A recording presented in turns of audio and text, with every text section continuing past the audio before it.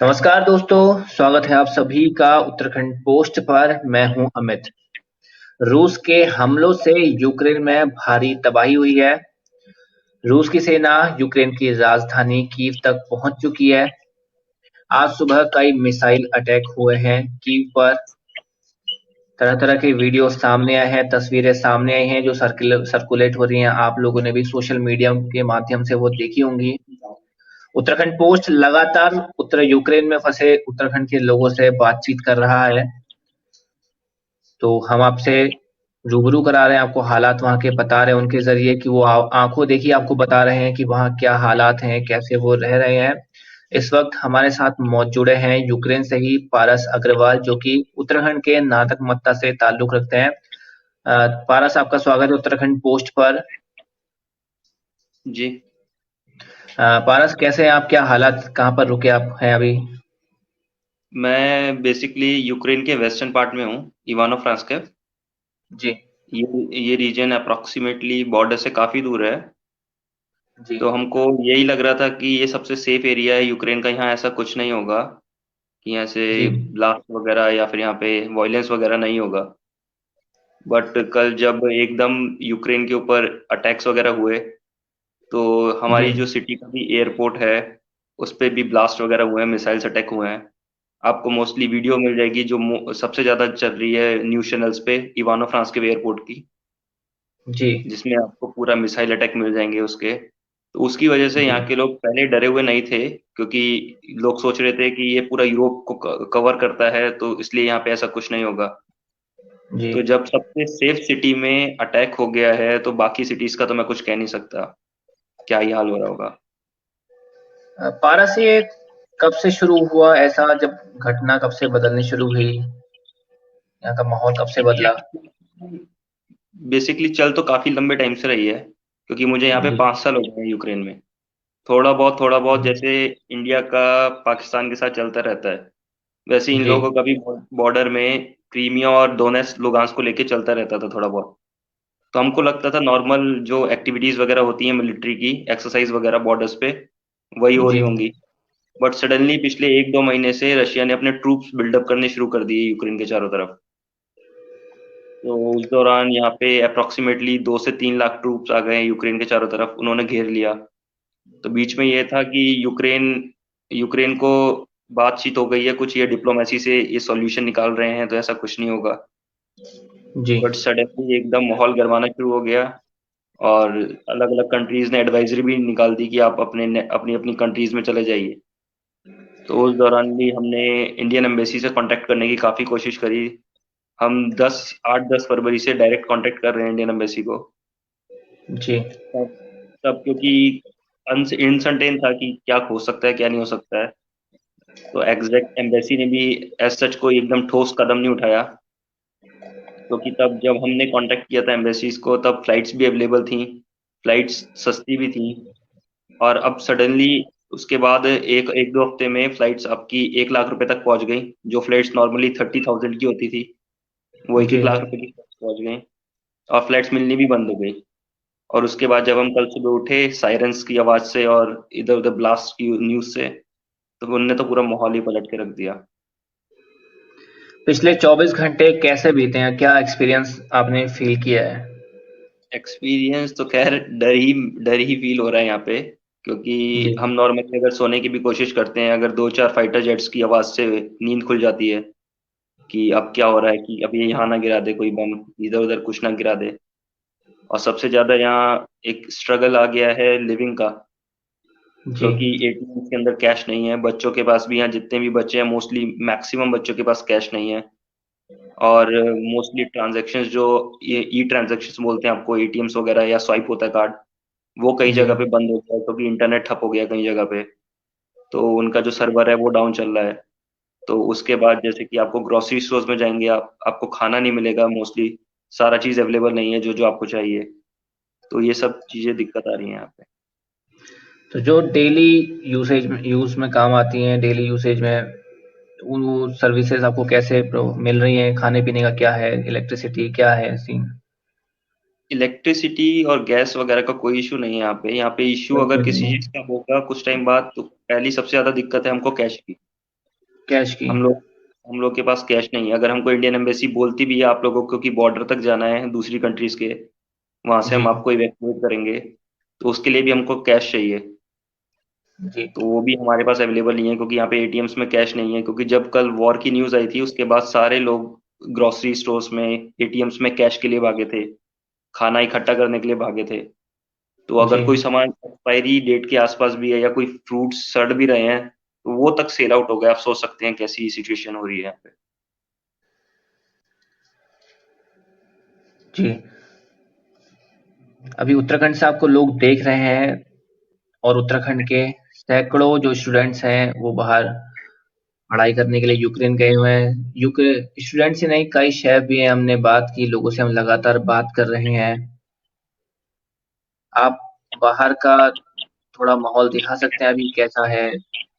बाहर का माहौल तो यहाँ पे ऐसा सुनसान ही है, ज्यादा लोग नहीं मिलेंगे आपको रोड वगैरह पे या फिर इधर उधर, क्योंकि लोग भी सब अपने घरों में हैं, लोग डरे हुए हैं यहाँ पे।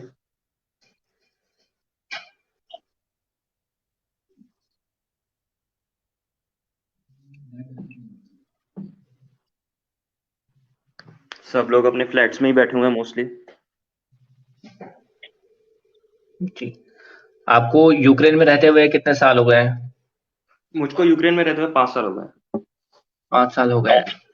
तो आपके सर्कल में यूक्रेन के लोकल भी होंगे, उनका रिएक्शन जो अभी सिचुएशन है उसको लेकर क्या है, वो क्या सोचते हैं? यहाँ पे किसी को भी वॉर नहीं चाहिए, बिकॉज यहाँ के लोग जिसे कहते हैं आप, बहुत शांतिपूर्वक रहना पसंद करते हैं।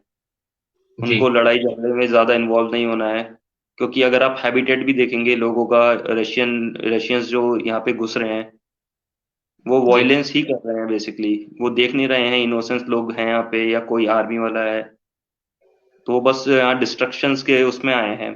लेकिन अगर आप यूक्रेन की हिस्ट्री देखेंगे तो यूक्रेन ने 1991 में भी अपना पूरा न्यूक्लियर रशिया को दे दिया था, वो भी इस श्योरिटी के साथ कि बाकी जो वर्ल्ड है वो उसको सेव करेगा। अगर ऐसा नहीं होता तो आज शायद सिचुएशन कुछ और ही होती, क्योंकि हमारे पास जी। भी एक जगह है घर जाने के लिए, हम इवैक्यूएट हो सकते हैं, हम अपनी दूसरी, हमारे पास इंडिया है जाने के लिए। लेकिन यहाँ के लोगों के पास ऐसा कुछ नहीं है। आपके सर्कल में यहाँ आसपास बाकी उत्तराखंड से और लोग भी हैं? जी, मेरे साथ लगभग यहाँ कितने? पे, मेरे हिसाब से मेरे यहाँ यहाँ पे मेरी मेरी सिटी में जी मेरे पास कम से कम 25-30 उत्तराखंड के लोग होंगे। और बाकी हमारे कुछ दोस्त हैं जो बिल्कुल उधर बॉर्डर्स पे हैं, रशियन बॉर्डर्स पे। तो उनकी तो हालत बहुत ज़्यादा ख़राब है, क्योंकि उनको डेली एयर फायरिंग की आवाज़ आ रही है, जेट्स की आवाज़ आ रही है, बॉम्ब ब्लास्ट हो रहे हैं जगह जगह। वो दिन में से 24 में से 18 घंटे बंकर्स में गुजार रहे हैं अपने, जो अंडरग्राउंड बंकर सेफ्टी के लिए बनाए हुए हैं स्टूडेंट्स के लिए। तो सिचुएशन बहुत ज़्यादा वर्स होती जा रही है धीरे धीरे। तो मैं तो बस यही कहना चाहूँगा कि गवर्नमेंट जल्दी से जल्दी, जितना जल्दी हो सके, कुछ ना कुछ इवैक्यूएशन प्लान जल्दी से जल्दी बनाए, ना ही हमारे लिए बल्कि जितने भी यहाँ पे बच्चे फंसे हुए हैं सबके लिए। इंडियन एम्बेसी से कुछ बात हुई है घर जाने को लेकर, घर वापसी को लेकर? जी हाँ, इंडियन एम्बेसी डायरेक्टली कांटेक्ट में है सारे बच्चों के, वो डेली पोस्ट कर रहे हैं। अभी कुछ ये भी न्यूज़ है कि हमको 1-2 दिन के अंदर, या जैसे भी जो भी सुविधा होती है, हमको बॉर्डर क्रॉस कराया जाएगा, क्योंकि हम लोग पास में हैं वेस्टर्न बॉर्डर्स के, वेस्टर्न यूरोपियन कंट्रीज के। तो हमको जैसे पोलैंड, बुल्गारिया, रोमानिया के थ्रू हमको इवैक्यूएट किया जाएगा।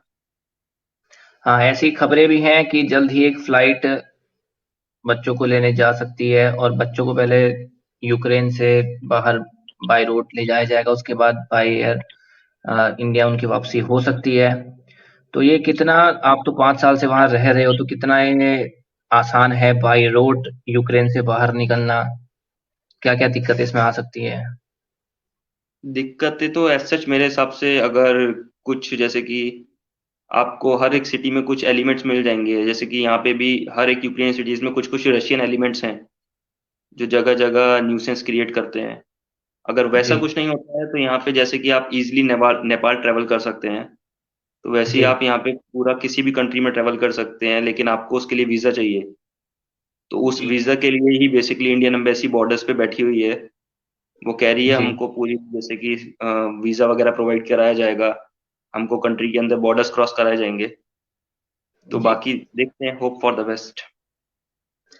घर पे बात हुई है, पेरेंट्स का क्या कहना है?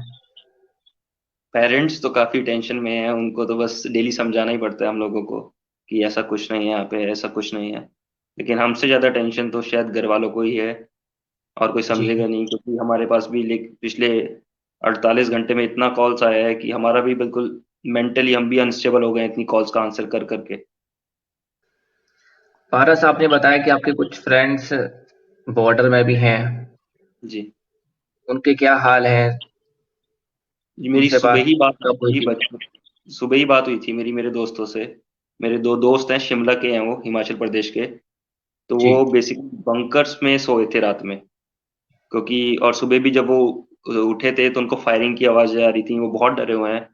क्योंकि खार्किव जो एरिया है वो इस टाइम रशिया के पूरे कब्जे में आ चुका है, जो पहले यूक्रेन का था आज से 2 दिन पहले।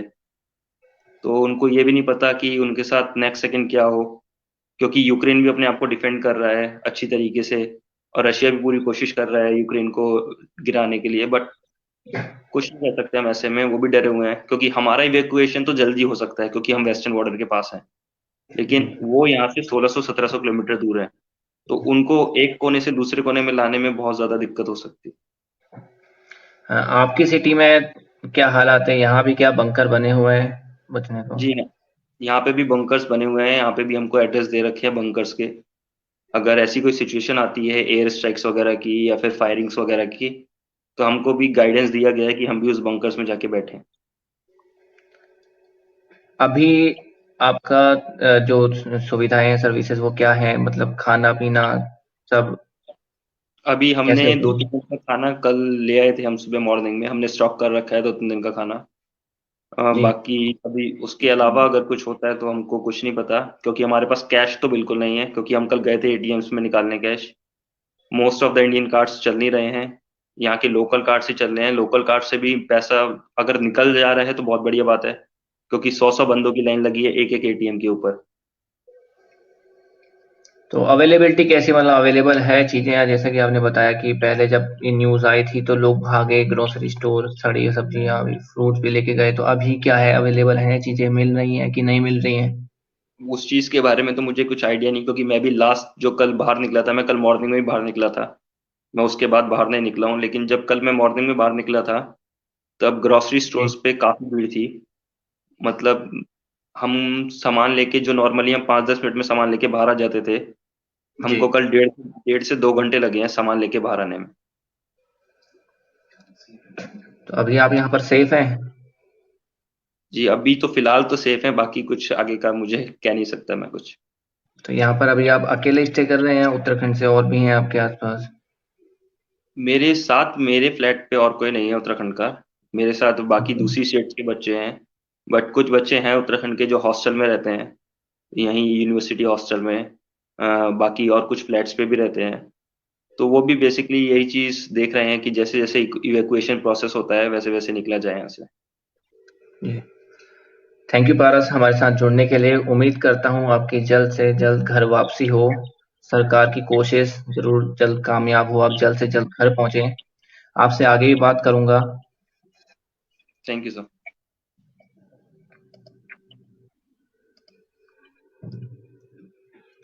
तो दोस्तों, हमारे साथ थे पारस अग्रवाल, जो कि उत्तराखंड के नानकमत्ता से हैं और फिलहाल यूक्रेन में है। पिछले 5 साल से वो यूक्रेन में है और पढ़ाई कर रहे हैं। तो आपने जाना उनसे हाल, क्या वहाँ हालात हैं, कैसे उनकी रातें कट रही हैं, उनके दोस्त जो भारत के ही हैं वो रातें कैसे बिता रहे हैं। तो ये सभी बातें उन्होंने बताई। उम्मीद करते हैं वो जल्द से जल्द घर पहुंचे, सुरक्षित रहें, सुरक्षित उनकी घर वापसी हो। पूरे उत्तराखंड के बच्चे, पूरे उत्तराखंड के जितने शेफ हैं और भी लोग हैं जो यूक्रेन में इस वक्त हैं, तो उम्मीद करता हूँ जल्द से जल्द वो उनकी घर वापसी हो। आप भी उम्मीद करिए, इस वीडियो को शेयर करिए, सरकार अपनी तरफ से कोशिश कर रही है। आपसे फिर मुलाकात होगी। नमस्कार।